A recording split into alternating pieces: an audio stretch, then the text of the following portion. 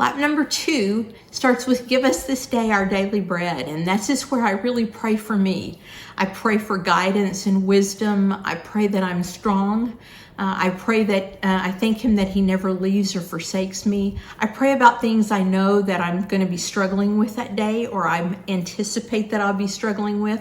Maybe I didn't get a good night's rest and I need some guidance so that my mind is strong and I don't react emotionally to things. And then the second part of this, forgive us of our sins as we forgive those who sin against us.